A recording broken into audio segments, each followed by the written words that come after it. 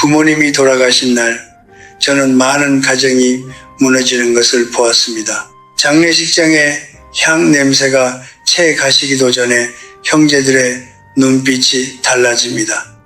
눈물은 아직 마르지 않았는데 누군가의 손은 이미 서랍을 뒤지고 있습니다. 통장을 찾고 부동산 서류를 찾고 아버지가 생전에 누구한테 뭘 주겠다고 말했는지를 떠올리기 시작합니다. 저는 105년을 살아오면서 그 장면을 수십 번도 더 목격했습니다. 가장 사랑하던 사람들이 가장 빠르게 남이 되는 순간을 한 집안이 있었습니다. 제가 오랫동안 알고 지내던 가족이었습니다. 아버지는 평생 성실하게 일하셨고 세 자녀를 훌륭하게 키워냈습니다. 명절마다 다 같이 모여 웃고 아이들은 할아버지 무릎에 앉아 잠들던 가족이었습니다. 그런데 아버지가 돌아가신 지 석 달이 지나자 세 형제는 법원 앞에 서 있었습니다.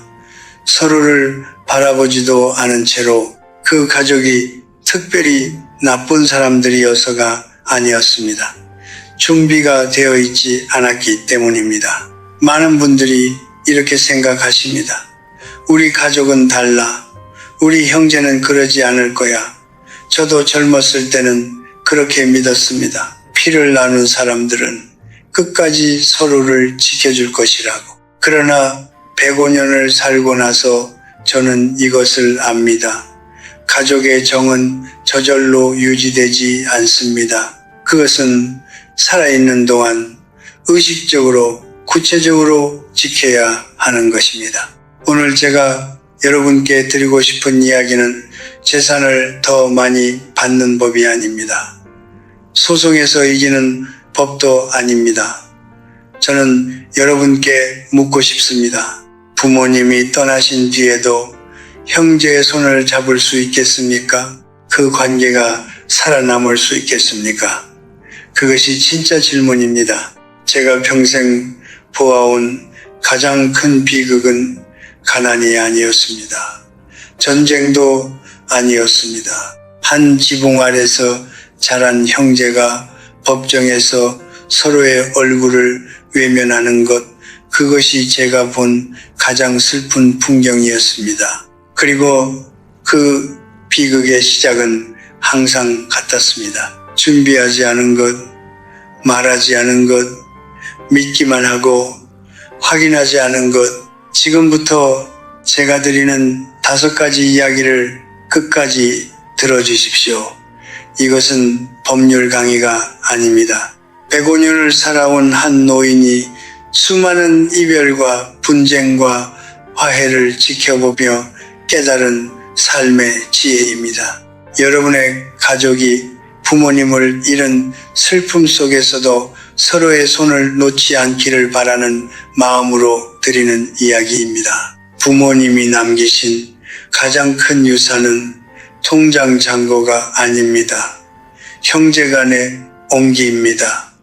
그 온기는 한 번 식으면 다시 데우기가 참으로 어렵습니다. 사람들은 묻습니다. 어떻게 그럴 수 있냐고. 같은 부모 밑에서 자란 형제가 어떻게 단 몇 달 만에 원수가 될 수 있냐고. 저는 그 질문을 수십 년 동안 들어왔습니다. 그리고 105년을 살고 나서야 비로소 정확한 답을 말할 수 있게 되었습니다. 그들이 나쁜 사람이어서가 아닙니다. 그들이 두려웠기 때문입니다. 인간은 근본적으로 자신을 지키려는 존재입니다. 이것은 비난이 아닙니다. 사실입니다. 아무리 다정하고 선량한 사람이라도 자신의 생존이 위협받는다고 느끼는 순간 그 본능은 깨어납니다. 부모님이 돌아가신 직후는 바로 그런 순간입니다. 평생 당연하게 여겼던 가족이라는 울타리가 사라지고 갑자기 모든 것이 불확실해집니다. 내가 얼마를 받게 될까? 내 형제는 얼마를 원하는 걸까? 부모님이 생전에 저 형제한테 더 많이 해주신 건 아닐까. 그 불안이 수십 년간 쌓여온 오래된 감정들과 만나는 순간 폭발합니다. 저는 젊었을 때 사람을 너무 이상적으로 보았습니다. 30살에 저는 믿었습니다. 가족은 서로를 희생하며 아껴줄 것이라고, 우애는 자연스럽게 지켜질 것이라고. 그러나 60이 넘고 80이 넘고 100살을 넘기면서 저는 달리 생각하게 되었습니다. 사랑은 감정이기도 하지만 동시에 구조입니다. 감정만으로는 유지되지 않습니다. 구조가 없는 사랑은 바람이 불면 쉽게 흔들립니다. 제가 아는 한 가정이 있었습니다. 3남매였는데 어린 시절에는 더없이 사이가 좋았습니다. 그런데 그 집 어머니가 돌아가시고 나서 문제가 시작되었습니다. 막내딸이 어머니를 가장 오래 곁에서 모셨습니다. 밥을 차려드리고 병원을 데려다드리고 잠 못 드는 밤을 함께 했습니다. 그런데 어머니는 별다른 유언 없이 세상을 떠나셨고 법적으로는 3남매가 동등하게 상속받게 되었습니다. 막내딸은 말했습니다. 나는 돈이 탐나서가 아니에요. 그냥 내가 한 것을 아무도 알아주지 않는 것 같아서요.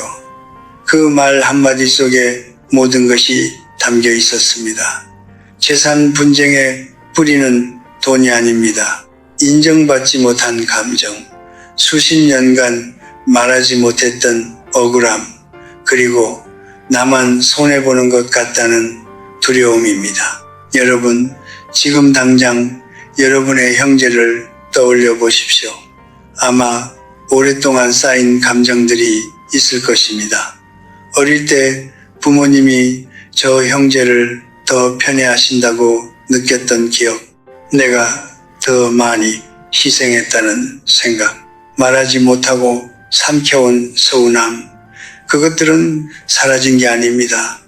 마음속 어딘가에 고스란히 남아 있습니다. 그리고 부모님이 돌아가시는 순간 그 오래된 장부가 펼쳐집니다. 한 번도 정산되지 않은 감정의 빛들이 유산이라는 이름 아래 한꺼번에 터져 나오는 것입니다. 이것을 이해해야만 비극을 막을 수 있습니다. 형제를 나쁜 사람으로 보기 시작하는 순간 이미 늦습니다. 그들은 나쁜 것이 아니라 두려운 것입니다. 그리고 두려움에는 법정이 아니라 미리 나눈 대화와 명확한 구조가 답입니다. 저는 105년을 살아오면서 이것을 배웠습니다. 준비된 가족은 무너지지 않습니다.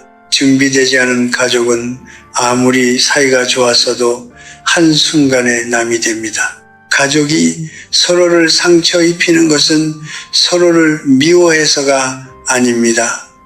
서로를 잃을까봐 두려워서입니다. 그 두려움을 이해하는 것, 그것이 지혜의 시작입니다. 제가 평생 지켜본 수많은 가족의 이야기 중에서 가장 많이 반복된 비극이 있습니다.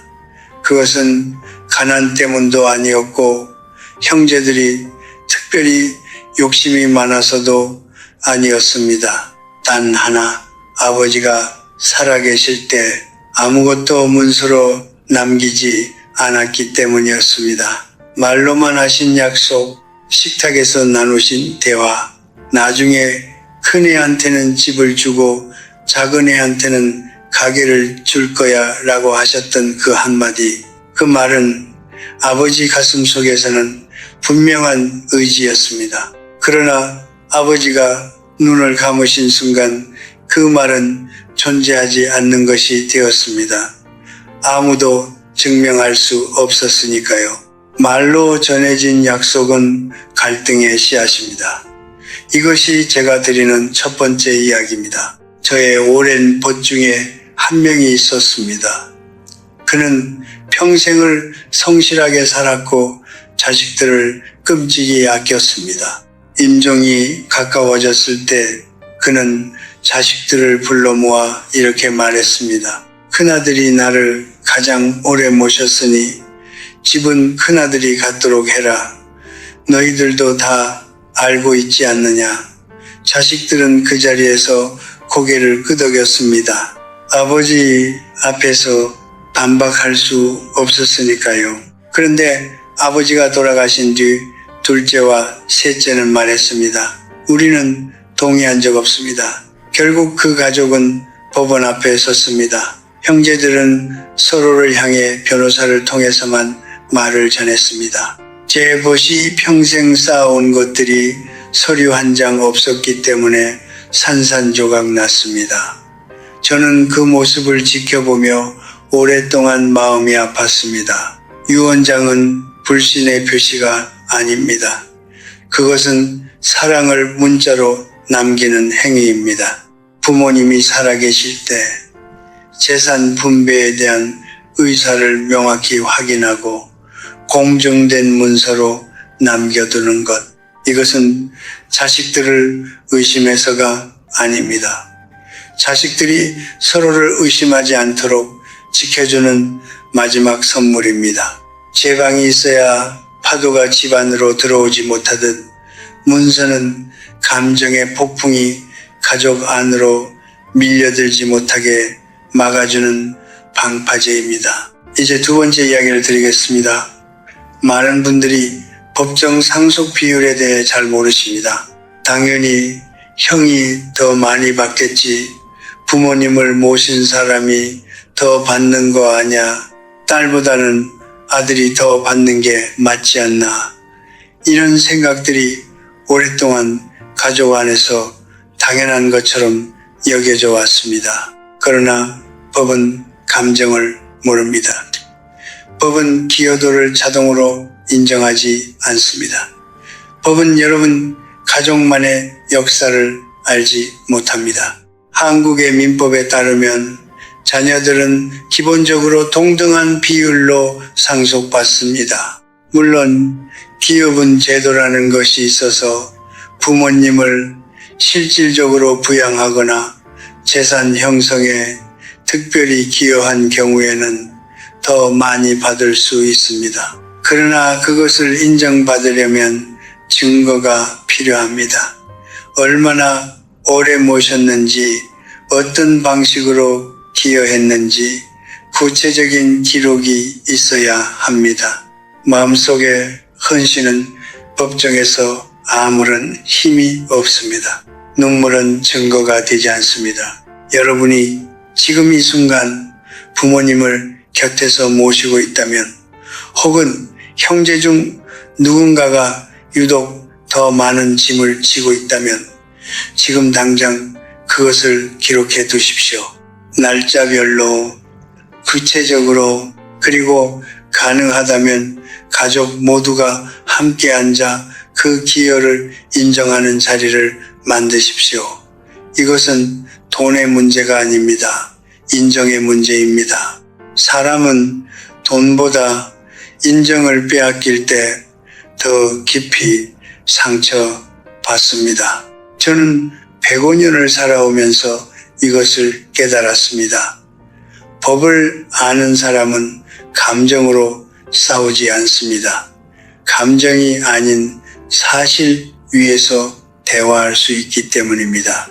법정 상속 비율을 미리 이해하고 가족 모두가 같은 정보를 갖고 있을 때 비로소 공정한 대화가 가능합니다. 모르는 것은 두려움을 낳고, 두려움은 의심을 낳고, 의심은 분쟁을 낳습니다. 문서 한 장이 가족을 지킵니다. 법 한 줄을 아는 것이 형제를 지킵니다. 그것은 냉정한 것이 아닙니다. 그것이야말로 가족을 진심으로 사랑하는 방식입니다. 많은 가정에서 돈 이야기는 금기입니다. 식탁 위에 올려놓지 않는 주제입니다. 부모님은 자식들이 싸울까봐 말씀을 아끼십니다. 자식들은 부모님 마음을 상하게 할까봐 묻지 않습니다. 서로가 서로를 배려한다는 이름 아래 가장 중요한 대화는 끝내 이루어지지 않습니다. 그리고 그 침묵은 세월과 함께 쌓입니다. 말하지 않은 것들이 가정 안에 조용히 쌓여갑니다. 마치 아무 일도 없는 것처럼. 그러나 저는 압니다. 말하지 않은 것은 사라지지 않습니다. 때를 기다릴 뿐입니다. 이것이 세 번째 실수입니다. 살아생전에 열린 대화의 자리를 만들지 않은 것. 저는 한 학생을 기억합니다. 총명하고 성실한 청년이었는데 그의 아버지는 평생 재산에 대해 한 번도 자식들과 이야기하지 않으셨습니다. 가족끼리 그런 얘기를 해서 뭐 하냐 하는 것이 아버지의 신념이었습니다. 아버지는 그것이 깔끔하고 품위 있는 태도라고 생각하셨습니다. 그러나 아버지가 돌아가신 뒤 세 자녀는 아버지의 진짜 뜻이 무엇이었는지를 놓고 각자 다른 기억을 꺼내들었습니다. 한 명은 아버지가 나한테 이렇게 말씀하셨다고 했고, 다른 한 명은 그런 말 들은 적 없다고 했습니다. 모두가 자신의 기억을 믿었습니다. 모두가 틀리지 않았을 수도 있었습니다. 그러나 확인할 방법이 없었습니다. 침묵이 남긴 빈자리를 세 형제가 각자의 해석으로 채웠고 그 해석들이 충돌했습니다. 침묵은 평화가 아닙니다. 침묵은 시한폭탄입니다. 부모님이 살아계실 때 가족이 함께 앉아 재산에 대한 이야기를 나누는 것, 이것은 불편한 일입니다. 어색한 일입니다. 어쩌면 감정이 상할 수도 있습니다. 그러나 그 불편함은 1시간이면 끝납니다. 반면에 그 대화를 하지 않았을 때 찾아오는 불편함은 몇 년이 걸리기도 하고 평생을 따라다니기도 합니다. 저는 여러분께 권합니다. 부모님이 아직 건강하실 때 혹은 지금 당장이라도 용기를 내어 그 자리를 마련하십시오. 우리 이야기를 나눠봅시다 라고 먼저 말하는 사람이 가족을 지키는 사람입니다.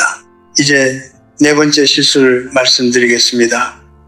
감정적인 상처를 법적 다툼으로 번지게 하는 것입니다. 부모님이 돌아가신 뒤에 형제 간에 갈등이 생기면 많은 분들이 변호사를 찾아갑니다. 법이 공정하게 해결해 줄 것이라고 믿기 때문입니다. 물론 법은 중요합니다. 그러나 저는 여러분께 분명히 말씀드리고 싶습니다. 소송은 문제를 해결하지 않습니다. 소송은 문제를 확정합니다. 이길 수도 있습니다.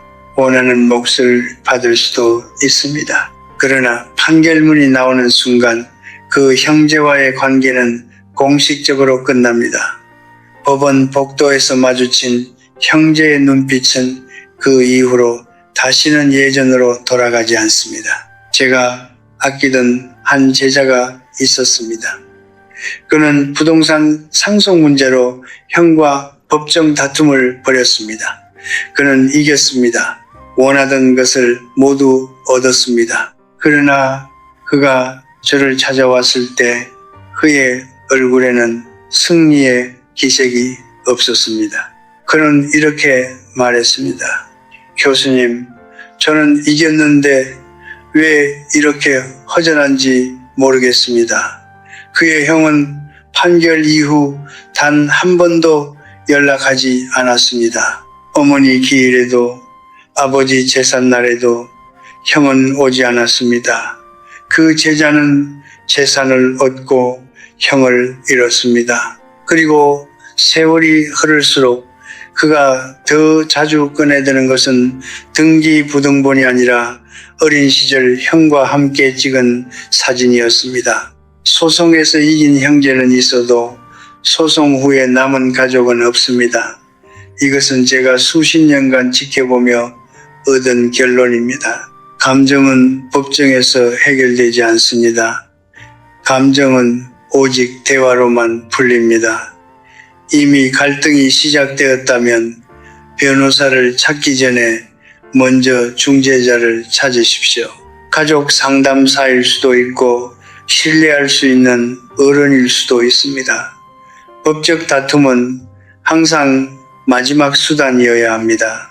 절대로 첫 번째 선택이 되어서는 안 됩니다. 한번 법정에서 만난 형제는 그 이후로 오랫동안 법정 밖에서 만나지 못합니다. 말하지 않으면 오해가 자랍니다. 오해가 자라면 분쟁이 찾아옵니다. 그리고 분쟁이 법정으로 가면 가족은 서류 더미 속에 묻힙니다. 살아있을 때 나눈 대화 한 번이 죽은 뒤에 소송 몇 년을 막아줍니다. 저는 그것을 압니다. 왜냐하면 저는 그 모든 것을 끝까지 지켜본 사람이기 때문입니다. 이제 마지막 실수를 말씀드릴 차례입니다. 앞서 드린 4가지 이야기가 모두 준비와 구조의 문제였다면 이 5번째 이야기는 그 모든 것의 뿌리에 관한 것입니다. 바로 삶의 우선순위입니다. 무엇을 먼저 놓느냐의 문제입니다. 그리고 저는 단언할 수 있습니다. 재산을 관계보다 앞에 놓는 순간 그 사람은 재산도 잃고 관계도 잃습니다. 둘 다 지키려다 둘 다 놓치는 것, 그것이 제가 평생 지켜본 가장 흔하고 가장 슬픈 실수였습니다. 저는 젊었을 때 이런 말을 많이 들었습니다. 돈이 있어야 사람도 있다. 틀린 말은 아닙니다. 저도 가난이 얼마나 사람을 무너뜨리는지 잘 압니다.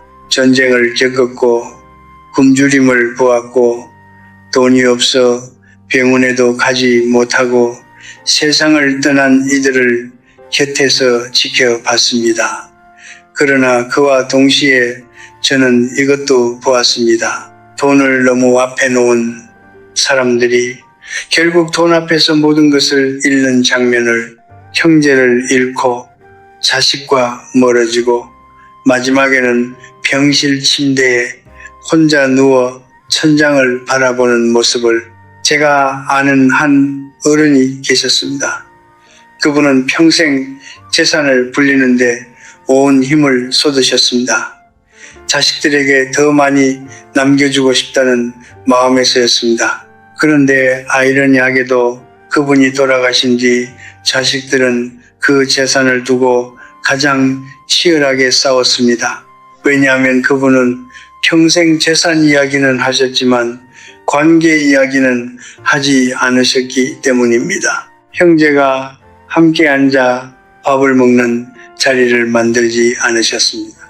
서로의 마음을 확인하는 시간을 갖지 않으셨습니다. 그분이 남긴 것은 재산이었지만 그분이 남기지 못한 것은 그 재산을 나눌 수 있는 관계였습니다. 그 공백이 결국 모든 것을 무너뜨렸습니다. 저는 105년을 살아오면서 단 한 번도 이런 말을 들어본 적이 없습니다. 임종을 앞둔 사람이 통장 잔고가 더 많았으면 좋았을 텐데 라고 후회하는 것을 반면에 저는 수도 없이 들었습니다. 형제와 화해할 걸, 자식들에게 더 많이 안아줄 걸, 그때 그냥 내가 양보할 걸. 사람은 마지막 순간에 숫자를 후회하지 않습니다. 관계를 후회합니다. 그런데도 살아있는 동안에는 대부분의 시간을 숫자에 쏟습니다. 이것이 인간의 아이러니입니다. 저도 오랫동안 그 아이러니 속에서 살았습니다. 여러분께 고슴도치 이야기를 하나 드리겠습니다.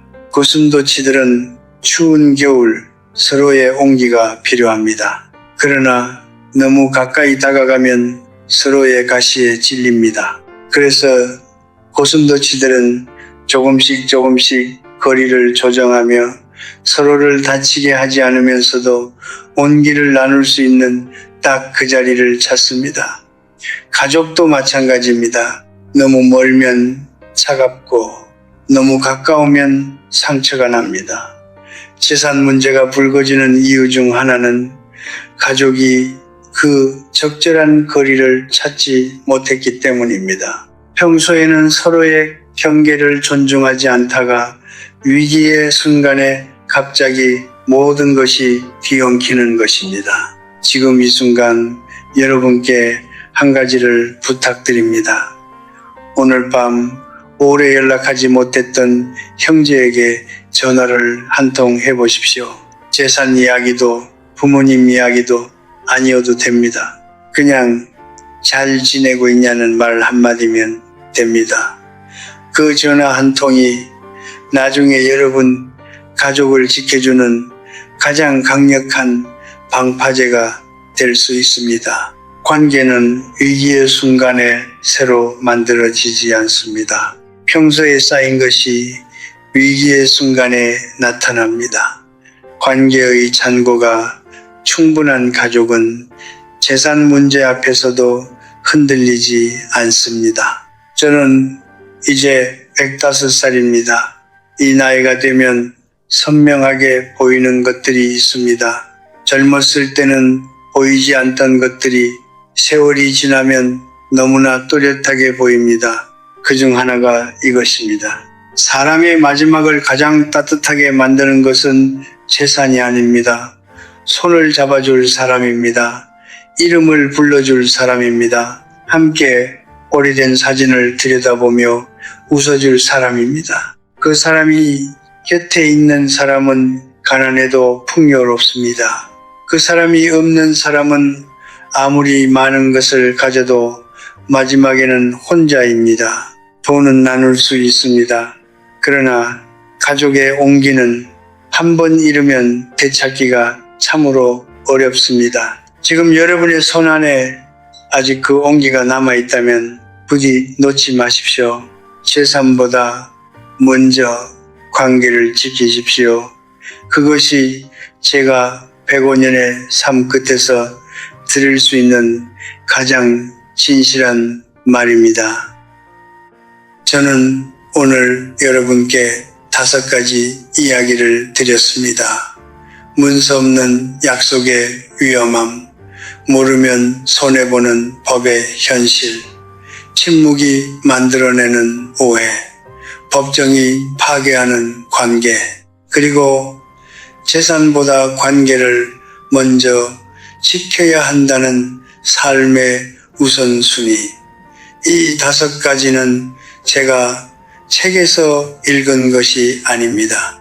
105년이라는 시간 동안 수많은 사람들의 삶을 곁에서 지켜보며 제 가슴에 새겨진 것들입니다. 기쁨의 자리에서도 슬픔의 자리에서도 임종의 자리에서도 함께했기에 알게 된 것들입니다. 오늘 이 이야기를 들으신 분들 중에 지금 막 부모님을 잃으신 분이 계실 수도 있습니다. 혹은 이미 형제와 멀어져 오랫동안 연락을 끊고 사시는 분도 계실 것입니다. 어쩌면 지금 이 순간에도 재산 문제로 형제와 말도 섞지 않고 계신 분이 계실지 모릅니다. 그분들께 제가 드리고 싶은 말은 하나입니다. 아직 늦지 않았습니다. 관계는 끊어진 것처럼 보여도 완전히 죽지 않습니다.